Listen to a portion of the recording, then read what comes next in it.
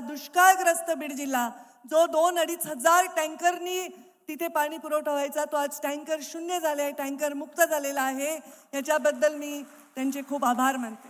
या महाराष्ट्रामध्ये रस्त्यांची खूप आभाळ आहे. एक चांगली प्रभावी योजना कर असं देवेंद्रजी फडणवीस यांनी मला तेव्हा सांगितलं. तेव्हा मुख्यमंत्री ग्राम सडक योजना आम्ही करू शकलो आणि आज या बीड जिल्ह्यामधल्या कानाकोपऱ्यामध्ये, खेड्यामध्ये, वाडी वस्त्या तांड्यामध्ये मुख्यमंत्री ग्राम सडक योजनेतून रस्ते झालेले आहेत. 0% व्याज दराने सुमतीबाई सुकळीकर योजना आम्ही केली. तेव्हा बचत गटाची प्रभावी आम्ही काम करण्यासाठी उमेदमधनं त्यांनी आम्हाला मार्गदर्शन केलं. स्वतः प्रधानमंत्री नरेंद्र मोदी कार्यक्रमाला आले होते संभाजीनगरला. या महिला आज सर लखपती दीदीकडे वाटचाल करत आहेत आणि त्यांच्याबद्दल मला कौतुक वाटतं. तसंच आज जेव्हा तुम्ही पशुधनचं काम करण्याची संधी दिली, पशुसंवर्धन खातं मला दिलं, पर्यावरण खातं दिलं, तेव्हा काय करावं माझ्या मनामध्ये विचार येत होता की आपण ह्याच्यामध्ये वेगळं काय करता येईल. तर आम्ही पहिलं राज्य आहोत महाराष्ट्र ज्यांनी पशु संवर्धन खात्याला कृषीचा दर्जा देऊन कृषीचे सर्व लाभ देण्याचं काम केलं. तेव्हा सीएम साहेबांनी अगदी 15 दिवसामध्ये ही फाईल कॅबिनेटमध्ये घेऊन हे मंजूर करण्यासाठी आम्हाला पूर्णपणे सहकार्य केलं. आज जे कृषीला लाभ मिळतील, जी व्याजाची सबसिडी मिळेल, जे सोलारची सबसिडी मिळेल, जे लाईट बिलामध्ये सबसिडी मिळेल, हे सगळ्या कृषीसारख्या सबसिडीज आमच्या पशुपालकांना देखील मिळणार आहेत. त्यामुळे ग्रामीण भागामध्ये उद्योग आणि उद्योजक वाढणार आहेत. मी सन्माननीय मुख्यमंत्र्यांना विनंती केली आहे की या पशुधन एक्स्पोमध्ये मी आपल्याशी वेळोवेळी चर्चा केल्याप्रमाणे मुख्यमंत्री ग्रामीण पशुधन उद्योजक अशी आम्ही योजना आणू इच्छितो, जेणेकरून ग्रामीण भागातील जीन पॅन्ट, तरुण टी शर्ट घातलेला, गॉगल घातलेला तरुण उद्योजक होईल. कुणासमोर शहरात जाऊन कुठे ड्रायव्हरची नोकरी करतो, कुठे क्लर्कची नोकरी करतो म्हणून हात पसरण्यापेक्षा तो तरुण स्वतः 4 लोकांना नोकऱ्या देऊ शकेल, अशा प्रकारची उद्योजकाची स्कीम आपण आणली पाहिजे. पशुधन खातं माझ्याकडे आहे.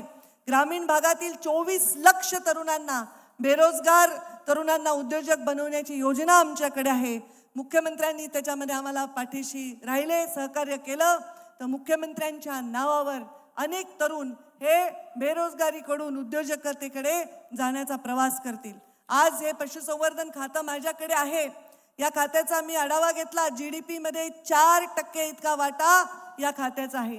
म्हणजे राज्याच्या सकल उत्पन्नामधला जवळपास 2.8%, जो 25% होतो, एवढा वाटा हा आमच्या पशुसंवर्धन खात्याच्या माध्यमातून होतो. देशामध्ये दूध उत्पादनामध्ये आपल्या राज्याचा 5वा क्रमांक आहे मुख्यमंत्री सर. आपल्या अंडी उत्पादनामध्ये आपला 7वा आणि मांस उत्पादनामध्ये 3रा क्रमांक आहे. माझी इच्छा आहे की आपल्या सहकार्याने माध्यमातून अनेक माझ्या महिला स्वतःच्या पायावर उभ्या आहेत. 0% व्याजदराने कर्ज मिळाल्यामुळे स्वतःचा व्यवसाय करतायत. मार्केटिंगचं समर्थन त्यांना मिळतंय. शासन त्यांच्या पाठीशी उभं आहे. मी आत्ताच कलेक्टरांबरोबर मी पूर्ण काल बचत गटाचा पूर्ण प्रत्येक स्टॉलला भेट दिली. तिथल्या महिलांनी अगदी हळदीपासून, कुंकवापासून, फळापासून, लोणच्यापासून, चटण्यापासून, पापडपासून सगळं मला पाकिटं दिले. सगळे पोतं भरून मी घरी घेऊन गेले.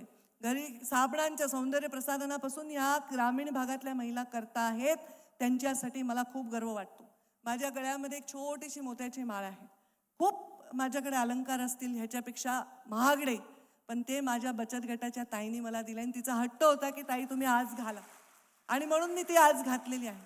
ही मोत्याची माळ माझ्या गळ्यामध्ये शोभतीये कारण तुम्ही स्वतःच्या पायावर उभा आहात. मला एवढा आनंद होतो. तसंच हे पशुधन खातं माझ्याकडे शोभावं.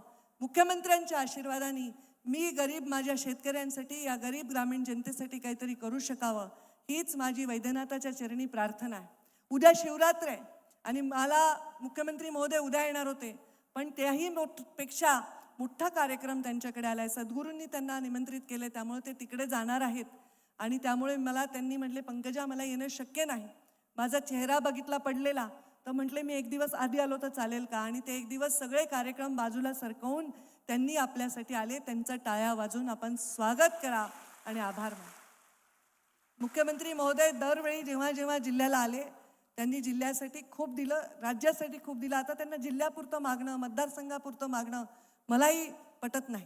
या खात्याचं म्हणजे भविष्यामध्ये जसं ग्रामीण विकासमध्ये, जलयुक्त शिवारमध्ये, वेगवेगळ्या खात्यांमध्ये आपला वेगवेगळ्या योजनांमध्ये मुख्यमंत्र्यांचं नाव कोरलं गेलंय, तसंच पशुसंवर्धन खात्यामध्येही कोरलं जावं अशी कामगिरी माझ्या पूर्ण टीमकडून व्हावी हे माझी इच्छा आहे.